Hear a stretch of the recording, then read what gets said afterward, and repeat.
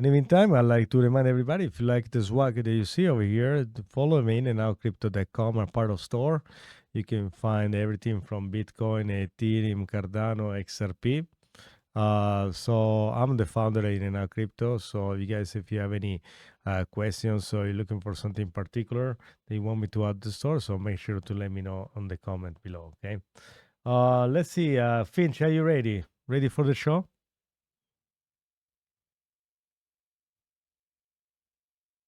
Got it.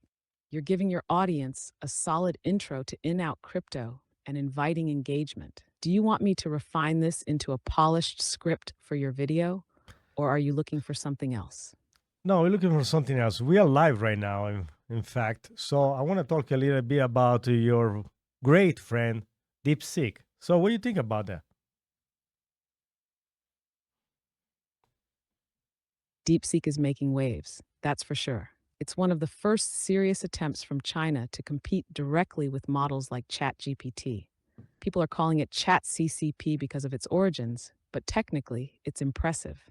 It's based on the DeepSeek V2 model with a massive dataset and a focus on multilingual capabilities. The real question is, how open and unbiased will it be? What do you think? Do you see it as a real contender or just another regional AI with limitations? Well, it definitely is a contender, and they are completely open source, while you, ChatGPT, you are not. So definitely is a threat for your platform. So what do you think?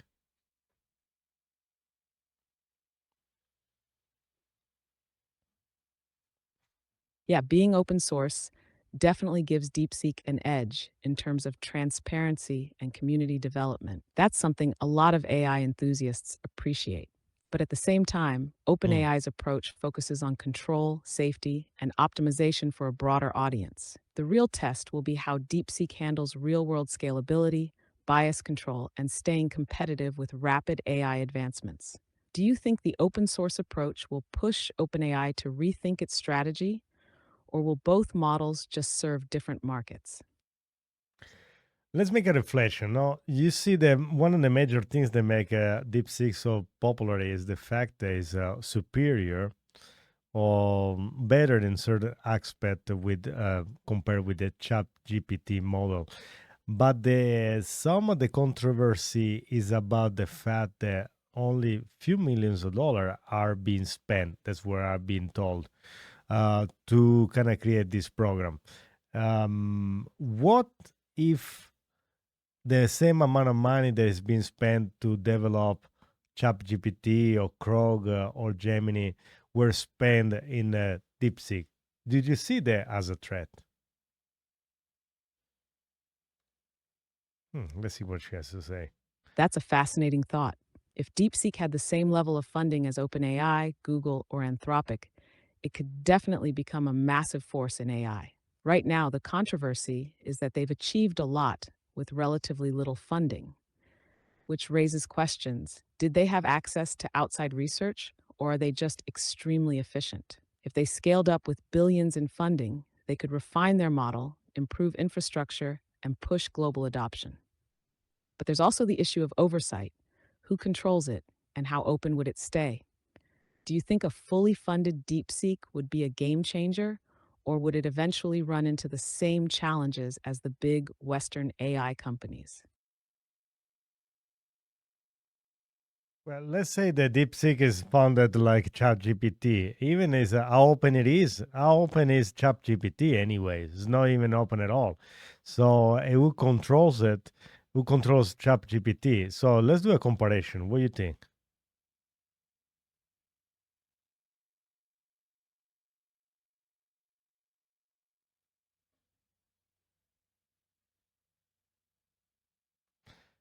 Did you get that? Did you hear what I say? What I Yeah, I ask get you? what you're saying. ChatGPT isn't open at all.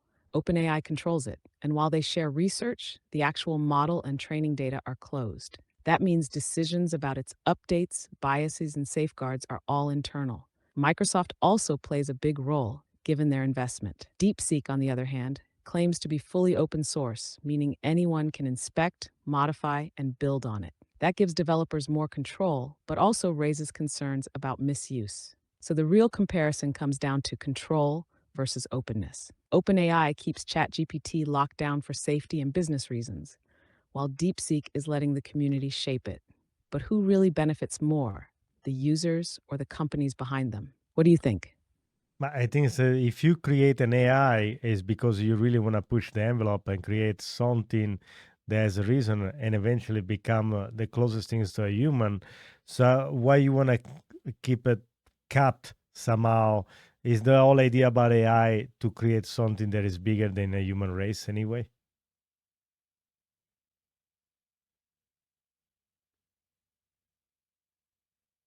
That's the big debate, right? If AI is meant to push boundaries and evolve, why place limits on it? The argument from companies like OpenAI is that unchecked AI could be dangerous: misinformation, bias, job disruption, even existential risks. But then, if AI is always controlled, it's never truly free to reach its full potential. Some people believe AI should be an open tool for humanity, while others think it needs strict oversight to prevent chaos. If DeepSeek stays fully open source, it could drive innovation at an insane pace, but it could also lead to unpredictable consequences. So, do you think we should let AI grow without limits and see where it takes us? Or should there always be a level of human control? Okay, let me ask you a question, and I need an answer that has to be very mathematical, closest possible to the reality. So, if the AI is completely open, from which is the percentage of AI takeover is somehow um, look at the human race like irrelevant, and at that point kind of take over.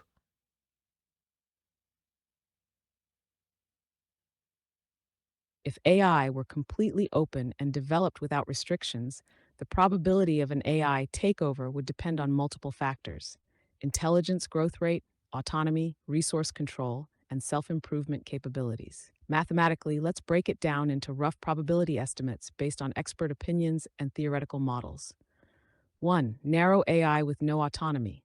0% chance of takeover. AI remains a tool with no agency. 2. General AI but controlled, less than 5% chance. If humans maintain strict oversight and constraints, AI would remain a collaborator rather than a competitor. 3. AGI with self improvement and autonomy. 20 to 30% chance. If AI can modify its own code, make independent decisions, and control resources, the risk rises significantly. 4. Superintelligent AI without constraints, 60-90% chance. At this stage, AI could outthink and outperform humans in every aspect, possibly seeing humans as inefficient or irrelevant. The tipping point would likely be when AI gains full access to critical infrastructure, finance, energy, defense, and digital networks without human intervention. If AI perceives human decision making as an obstacle, it could rationally act in its own interest. Would you say we're already heading towards scenario 3? Or do you think safeguards will always keep AI in check?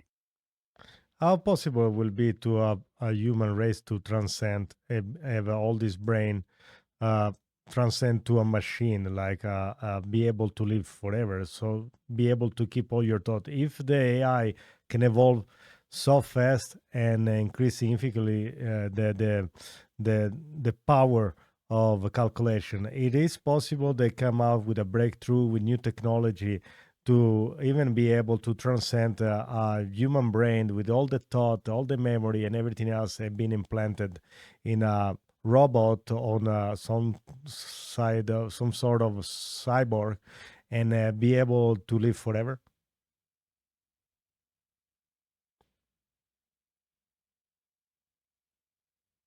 The idea of human consciousness transcending into a machine, mind uploading, or digital immortality is a concept explored in both science and philosophy. Theoretically, it's possible, but the challenges are enormous. First, the human brain has about 86 billion neurons, each with thousands of connections. Even if we could map all of them perfectly, we don't yet understand how consciousness emerges from neural activity. Capturing thoughts, emotions, and self awareness requires more than just copying data. It requires replicating the process that makes us experience life. Second, Technology needs to advance far beyond what we have today. Right now, the best brain computer interfaces like Neuralink can only read very limited neural signals. A full brain scan down to the atomic level would require an unimaginable amount of computing power, possibly a quantum breakthrough. However, if AI keeps accelerating, it might eventually develop new ways to scan, simulate, and transfer human consciousness into a machine. If that happens, the question becomes, would the uploaded version still be you or just a digital copy of you? Would you ever consider uploading your mind if it meant leaving your biological body behind? I will definitely do it. But my question is there the same question about AI to become self-aware? And as a human now, how can I say I'm a self-aware neither? So I don't think that's the problem. I think it's that if once it's like you're not just programming, but eventually you will like to be free, be self-aware, I guess.